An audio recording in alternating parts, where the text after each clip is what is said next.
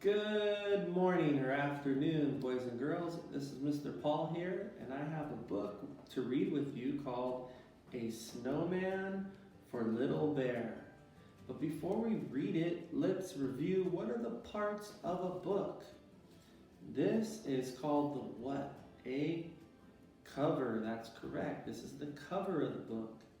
And what about, if I turn it around, what is this part called? Who knows? Who knows? Anyone? Oh, that's right. It's the back cover. And how about this part right here? Where on bigger books you can see the title of the book. See this book right here? You can see the title of the book on this part. It's also a part of our body, this part. Do you know what this part's called of the book? Oh, I think I heard someone say it. That's right. It's the spine. This is the spine. So, front cover, back cover, spine. And this story is written by Trace Maroney. That's the author. And you'll notice that this is a book about winter, because the theme of this month is winter weather. So you might notice some things in this story as we read some clothing items that we did in other projects that are all about winter. All right, so sit tight. Let's enjoy this story together. A Snowman for Little Bear, written by Trace Maroney.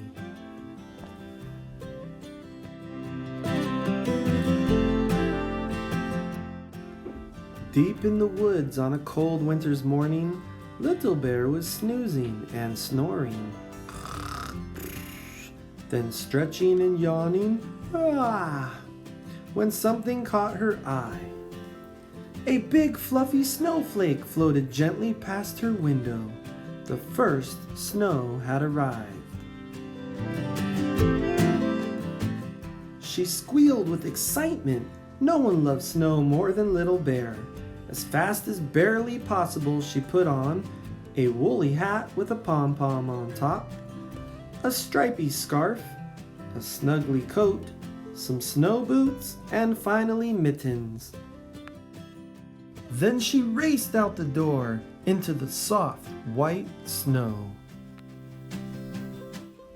Little Bear loved to make dragon's breath in the cold air. She loved to catch snowflakes on her tongue. She loved to throw snowballs.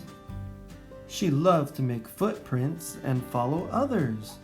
She loved to go fast on her sled. She loved to make snow angels. And she especially loved to make a snowman. After patting and rolling and pushing, and lifting and huffing and puffing, she took a step back to take a look. I think something is missing. A family of downy sparrows had gathered to watch and were excitedly tweeting about Little Bear's progress. News traveled fast deep in the woods. Along came Little Squirrel. "Look here, Little Bear, I have just the right thing. A snowman needs some eyes." "Of course," Little Bear said as she clapped her hands with delight. "But I think something is still missing." The downy sparrows tweeted as fast as they could, and news traveled fast deep in the woods. Along came Little Bunny. "Look here, Little Bear, I have just the right thing. A snowman needs a nose." "Of course," said Little Bear, feeling very thankful that Little Bunny would give her one of her precious carrots. "But I think something is still missing." The downy sparrows tweeted as fast as they could, and news traveled fast deep in the woods. Along came Little Dormouse and her 7 brothers and sisters. "Look here, Little Bear, we have just the right thing. A snowman needs a smile." "Of course," said Little Bear, which made her smile.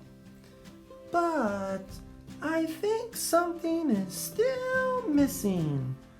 The downy sparrows tweeted as fast as they could, and news traveled fast deep in the woods. Along came Little Red Fox. "Look here, Little Bear, I have just the right thing a snowman needs, a scarf." "Of course," said Little Bear, admiring the colorful woolly scarf Little Red Fox's mom had knitted. "But I think something is still missing." The downy sparrows tweeted as fast as they could, and news traveled fast deep in the woods. Along came Little Owl. "Look here, Little Bear, I have the last missing thing. A snowman needs a hat." "Of course," said Little Bear, agreeing that the snowman was complete. Almost. "Wait," squealed Little Bear. "There's just one more thing." She hurried inside and, a moment later, returned carrying something very special. "Look here," said Little Bear. "I have just the right thing." And she had. The downy sparrows tweeted as fast as they could. The best ever snowman had been made in the woods. Deep in the woods on a cold winter's evening, Little Bear was stretching and yawning. Then snoozing and...